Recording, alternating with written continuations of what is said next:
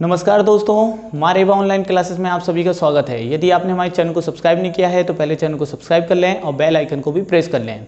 आपको हमारे यदि वीडियो लेक्चर अच्छे लगते हैं तो आप प्लीज़ उन्हें लाइक और शेयर जरूर करें। साथ ही साथ यदि आप वीडियो से संबंधित कोई अपना सजेशन देना चाहते हैं तो हमारे वीडियो पर जाके कमेंट जरूर करें। चलिए, आज का जो हमारा लेक्चर है वो है मध्य प्रदेश के गठन पर। हम 1 नवंबर 1956 को मध्य प्रदेश के गठन की प्रक्रिया को समझने वाले हैं। इससे पहले हम अपने 2 लेक्चर मध्य प्रदेश के गठन पे अपलोड कर चुके हैं। आप उन्हें बेल आइकन पर प्रेस करके देख सकते हैं। तो चलिए हम आज का लेक्चर स्टार्ट करते हैं। सबसे पहले हम देखेंगे कि 1 नवंबर 1956 को जब मध्य प्रदेश का गठन हुआ तो न केवल मध्य प्रदेश का गठन हुआ बल्कि 13 अन्य राज्यों और 6 केंद्र शासित राज्यों का भी क्या किया गया था, गठन किया गया था। तो ऐसी क्या परिस्थितियां हुई, कितने बड़े स्तर पे राज्यों का गठन किया गया। तो इसकी एक जो पृष्ठभूमि बनती है वो बनती है जून 1948। जून 1948 को जब एस के धर की अध्यक्षता में एक धर आयोग का क्या किया जाएगा, गठन किया जाएगा। और जब धर आयोग का गठन किया जाएगा और इन्हें बोला जाएगा कि आप देखिए कि भारत में कहीं पर भाषा के आधार पर राज्यों के गठन की आवश्यकता है या नहीं है। क्यों अब ऐसी मांग क्यों उठी? क्योंकि भारत में हमने देखा था ABC कैटेगरी के राज्य बनाए गए थे। डी कैटेगरी का एकमात्र राज्य था अंडमान निकोबार। ठीक है, अंडमान निकोबार एकमात्र राज्य हुआ करता था। ABC कैटेगरी के जो स्टेट मुख्य भारत में थे, इनमें कुछ स्टेट काफी बड़े हो गए थे और काफी बड़े होने की वजह से ये भाषाई आधार पे क्या हो गए थे, इनमें अनेक विविधताएं आ गई थी। एक एक स्टेट में 3-3 भाषाई क्षेत्र क्या हो गए थे, शामिल हो गए थे। अब इससे हो क्या रहा था, जैसे कि उदाहरण के रूप में हमने यहाँ पे मद्रास को लिया हुआ है। ठीक है, अब मद्रास जो स्टेट बना था, इस मद्रास स्टेट में तेलुगु भाषी भी निवास कर रहे थे और तमिल भाषी भी निवास कर रहे थे।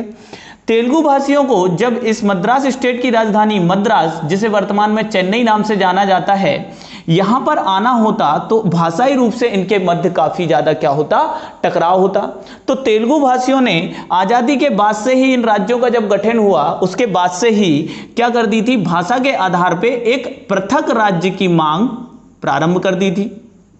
पृथक राज्य की मांग प्रारंभ कर दी थी। ठीक है, और इसका नेतृत्व मूल रूप से किसने किया, तो पोट्टी श्री रामुलु जी ने किया। तो इसी मांग को देखते हुए पहली बार जून 1948 में एस के धर आयोग का गठन किया गया। और एस के धर आयोग का गठन हुआ और इसकी रिपोर्ट कब आई, तो दिसंबर 1948 में आई। और दिसंबर 1948 में एस के धर आयोग की रिपोर्ट में यह कहा गया कि नहीं नहीं, अभी अभी तो हमने देखा है कि भारत क्या हुआ है, एक हुआ है। ठीक है, सभी संस्कृतियों, सभी क्षेत्रों को, सभी भाषाओं को हमने एक करके एक भारत का निर्माण किया है। क्या हम भाषा के आधार पर राज्यों को पुनः यदि हम बांटेंगे तो भारत क्या हो सकता है, जो एकीकरण हुआ है उसमें कुछ टूट सकता है या वो ढीला हो सकता है। ठीक है ना, जो मुट्ठी हमने बांधी है वो ढीली हो सकती है। इस बात को देखते हुए एस के धर आयोग ने कहा कि नहीं, भाषा के आधार पर राज्यों का गठन नहीं होना चाहिए। तो इन्होंने भाषा के आधार पर राज्यों के गठन की मांग को क्या कर दिया, नकार दिया। ठीक है, और इसके बाद इन्होंने कहा कि प्रशासनिक आधार पे, हाँ, कुछ प्रशासनिक आधार पे राज्यों का गठन किया जा सकता है। परंतु जब ये रिपोर्ट आई तो इसका भी काफी विरोध किया गया। लोग तो निरंतर मांग ही कर रहे थे कि हमें तो भाषा के आधार पे राज्यों का राज्य चाहिए है, गठन चाहिए है। तो दिसंबर 1948 को ही एक समिति बनाई गई। इस समिति को आप जानते हैं जेवीपी समिति के नाम से, क्योंकि इस जेवीपी समिति के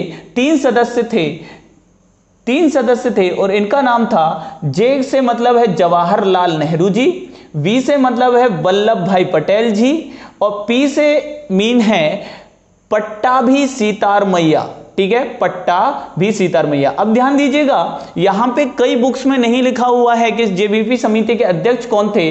तो आपको लगता है कि जवाहरलाल नेहरू जी का नाम पहले इसलिए अध्यक्ष ये थे, जबकि ये गलत है। इसके अध्यक्ष थे पट्टाभी सीतार मैया। इस समिति के अध्यक्ष क्या थे, पट्टाभी सीतार मैया को मैया। और साथ ही साथ इस समिति को भाषाई प्रांतीय समिति के नाम से भी जाना जाता था। तो यह भी आपके लिए बहुत महत्वपूर्ण होगा कि भाषाई प्रांतीय समिति के अध्यक्ष कौन थे, तो पट्टाभी सीतार मैया। सदस्य कौन थे, तो जेवीपी जवाहरलाल नेहरू, वल्लभ भाई पटेल और पट्टाभी सीतार मैया।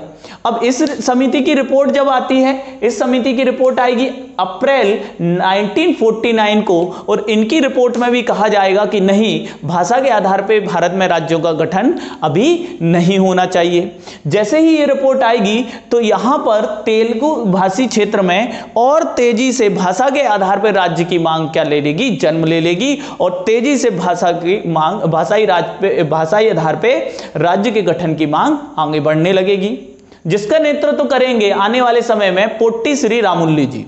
और पोट्टी श्री रामुलु जी जब इस आंदोलन का नेतृत्व करेंगे तो वो आमरण अनशन पर बैठेंगे, और 58 दिन का आमरण अनशन करते हुए 58वें दिन उनका क्या हो जाएगा, निधन हो जाएगा। तो आपको डेट याद रखनी है, 15 दिसंबर 1952 को पोट्टी श्री रामुलु जी का क्या हो जाएगा, 58वें दिन आमरण अनशन करते हुए उनका निधन हो जाएगा। और उनके निधन होते से ही, चूंकि अब देखें वो अपने लोगों के लिए लड़ रहे हैं, अपने लिए नहीं लड़ रहे हैं, ठीक है। जैसे अन्ना हजारे जी अनशन पर बैठे थे, फिर सरकार ने उन्हें मनाया, थपाया लोकपाल बिल के लिए कि नहीं आप मान जाइए। क्यों? यदि अन्ना हजारे जी को मान लो आमरण अनशन के दौरान कुछ हो जाता तो पूरा देश जल उठता। उसी प्रकार यहां पर जब पोट्टी श्री रामुलु जी की क्या हो गई, मृत्यु हो गई आमरण अनशन करते हुए, तो लोगों के लिए लड़ रहे थे, उन लोगों में आक्रोश आ गया, और अब आंदोलन नहीं, इस तेलुगु भाषी क्षेत्र में दंगे होने लगे। इस करना पड़ा कि भाषा के आधार पर एक नए राज्य का गठन करना पड़ा, और यह जो भाषा के आधार पर नया राज्य गठित हुआ मद्रास से पृथक करके, इसका नाम रखा गया आंध्र प्रदेश। और कब यह गठित किया गया, तो इसका गठन किया गया 1 अक्टूबर 1953। तो आपसे पूछा जाएगा भाषा के आधार पर गठित होने वाला पहला राज्य कौन सा था, आंध्र प्रदेश। कब गठित हुआ था, तो 1 अक्टूबर 1953 को इसका गठन किया गया था। किससे पृथक करके, तो मद्रास से। अब ध्यान दीजिए, अब जब एक राज्य भाषा के आधार पर गठित हो चुका है, तो इस प्रकार की स्थिति तो संपूर्ण भारत में थी। बहुत से स्टेट ऐसे थे जिनमें एक ही राज्य में अनेक भाषाओं के क्षेत्र शामिल थे। जैसे कि हम मध्य प्रदेश का उदाहरण ले लेते हैं कि मध्य प्रदेश में क्या हुआ करता था इस समय, पार्ट ए स्टेट को ले लेते हैं। पार्ट ए स्टेट जिसमें नागपुर विदर्भ का क्षेत्र और बरार का क्षेत्र जो था, ये सभी मराठी भाषी क्षेत्र थे, ठीक है ना। यहां के लोग क्या बोलते थे, मराठी लैंग्वेज बोलते थे। जबकि इसी पार्ट ए स्टेट में जो आपका महाकौशल छत्तीसगढ़ की रियासतें शामिल हुई थी, पूर्वी बघेलखंड की रियासतें शामिल हुई थी, ये सब हिंदी भाषी क्षेत्र था। तो ये तो यहां पर भी टकराव था, और इसी प्रकार के टकराव भारत के अन्य क्षेत्रों में भी था। तो अब अन्य राज्यों में भी ये मांग उठने लगी कि जब एक राज्य भाषा के आधार पर बन सकता है, तो और भी राज्य क्यों नहीं बन सकते। इसी दबाव में फाइनली 22 दिसंबर 1953 को भारत सरकार ने फजल अली आयोग, या इसे ही राज्य पुनर्गठन आयोग भी कहा जाता है, गठित किया। किसकी अध्यक्षता में, तो न्यायमूर्ति फजल अली। ध्यान दीजिएगा, ये न्यायाधीश थे फजल अली, इनकी अध्यक्षता में एक समिति का गठन किया, और इस समिति के 2 क्या बनाए गए, सदस्य और शामिल किए गए। एक का नाम था हृदयनाथ कुजरू और KM पडिक्कर। टोटल कितने सदस्य यदि पूछे जाते हैं तो 3, जिसमें से एक अध्यक्ष हैं, 3 में से एक क्या हैं, अध्यक्ष न्यायमूर्ति फजल अली, और 2 सदस्य थे हृदयनाथ कुजरू और KM पडिक्कर।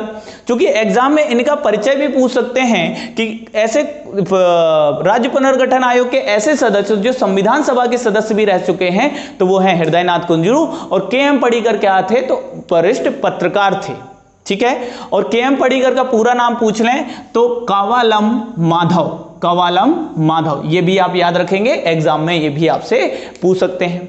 अब जब ये समिति बनी, इस समिति ने भी सभी क्षेत्रों में जाना चालू किया, स्टडी करना स्टार्ट किया, ठीक है। और इन्होंने फाइनली अपनी रिपोर्ट कब प्रस्तुत की, तो 30 दिसंबर 1955 को इन्होंने अपनी रिपोर्ट प्रस्तुत की। और इन्होंने अपनी रिपोर्ट में यह माना कि हाँ, प्रशासनिक आधार के साथ साथ हमें भाषा को भी क्या करना चाहिए, आधार बनाना चाहिए। और फाइनली भारत की सरकार ने संविधान में 7वां संशोधन, ध्यान रखिएगा, 7वां संशोधन करते हुए राज्यों के इस गठन की मांग को, भाषा आधार पर राज्यों के गठन को मांग को स्वीकार करते हुए राज्यों के गठन किए। और फाइनली 1 नवंबर 1956 को भारत में 14 नए राज्य और 6 केंद्र शासित राज्यों का गठन हुआ।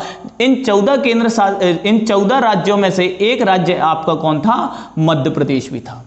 तो अब हम देखते हैं कि आखिर मध्य प्रदेश का गठन किस प्रकार यहां पर किया गया? चलिए